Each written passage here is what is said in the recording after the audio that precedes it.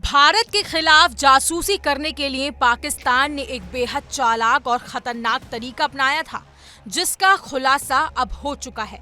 जी हाँ, ये सिर्फ एक जासूसी मामला नहीं है, बल्कि इसमें हमारी बैंकिंग व्यवस्था, आम नागरिक और सुरक्षा एजेंसियां भी अप्रत्यक्ष रूप से प्रभावित हुई हैं।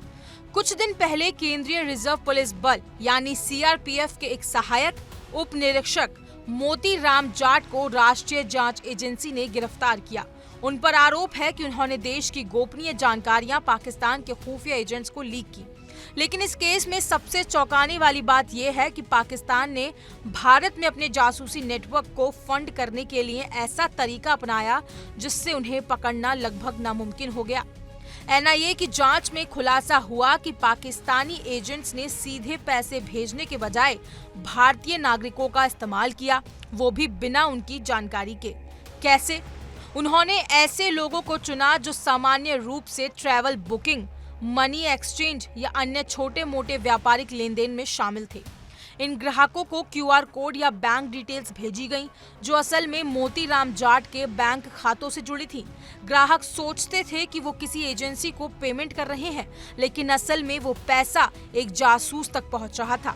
एनआईए सूत्रों के मुताबिक ये सभी ट्रांजैक्शन वैध दिखते थे, क्योंकि वो किसी सर्विस या प्रोडक्ट के बदले में हो रहा था। लेकिन जो बैंक अकाउंट दिया गया वो मोती राम जाट या उनकी पत्नी का था। इससे ये साबित होता है कि पाकिस्तान की खुफिया एजेंसी आईएसआई एक संगठित और हाईटेक नेटवर्क चला रही थी, जो भारतीय नागरिकों को बिना बताए इस्तेमाल कर रही थी। अब बात करते हैं कि ये सब इतना जटिल क्यों हो गया। पैसों को कई खातों और अलग अलग राज्यों जैसे दिल्ली, महाराष्ट्र, हरियाणा, यूपी, राजस्थान, छत्तीसगढ़, असम, पश्चिम बंगाल से ट्रांसफर किया गया। इस लेयरिंग तकनीक की वजह से पैसा कहां से आया और कहां गया, ये ट्रैक करना बहुत मुश्किल हो गया। एनआईए की रिपोर्ट के मुताबिक मोती राम जाट जम्मू कश्मीर के पहलगाम में तैनात थे और उन्हें अप्रैल 2022 में दिल्ली ट्रांसफर किया गया, ठीक उस आतंकी हमले से 5 दिन पहले जिसमें 26 आम नागरिक मारे गए थे।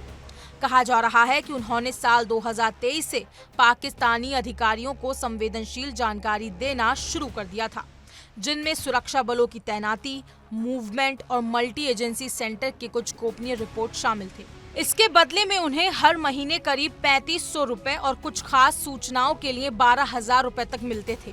ये पैसे भी उनके और उनकी पत्नी के बैंक खातों में जमा किए जाते थे। एनआईए ने दिल्ली से मोती राम जाट को गिरफ्तार किया और उसके बाद देश भर में छापेमारी की गई, जिसमें कोलकाता के अलीपुर की एक दुकान, खिदरपुर की एक ट्रैवल एजेंसी और पार्क सर्कस का एक होटल शामिल है। खिदरपुर की ट्रैवल एजेंसी के मालिक से पूछताछ चल रही है, क्योंकि उन्हीं के जरिए कई संदिग्ध लेन देन किए गए। सबसे दिलचस्प बात यह है कि जाट से सबसे पहले एक महिला ने संपर्क किया, जो खुद को एक टीवी चैनल की पत्रकार बताती थी। वीडियो कॉल और फोन कॉल्स के जरिए धीरे धीरे वो उसे गोपनीय जानकारी लेने लगी। कुछ समय बाद एक पुरुष जो कथित रूप से पाकिस्तानी अधिकारी था, पत्रकार बनकर सामने आया और बातचीत को आगे बढ़ाया। हर महीने की चौथी तारीख को पैसे ट्रांसफर होते थे, यानी एक सुनियोजित और नियमित फंडिंग मॉडल था। इस केस में ये साफ हो गया है कि पाकिस्तान का जासूसी नेटवर्क अब सिर्फ सीमाओं तक सीमित नहीं रहा, ये अब डिजिटल बैंकिंग सिस्टम तक पहुंच चुका है। बिना किसी विस्फोट या गोलीबारी के दुश्मन हमारी आंतरिक सुरक्षा में सेंध लगा रहा है। एनआईए ने इस मामले को गंभीर जासूसी केस घोषित कर दिया है और गृह मंत्रालय, सीआरपीएफ और अन्य केंद्रीय एजेंसियों को इसकी पूरी जानकारी दे दी गई है। एजेंसी ने कई इलेक्ट्रॉनिक उपकरण, बैंकिंग डॉक्यूमेंट्स और संदिग्ध मटेरियल जब्त किए हैं। फिलहाल इस खबर में इतना ही। अपनी राय कमेंट सेक्शन में जरूर साझा करें और ऐसी ही तमाम हर बड़ी अपडेट के लिए इंडिया डेली को सब्सक्राइब करना ना भूलें।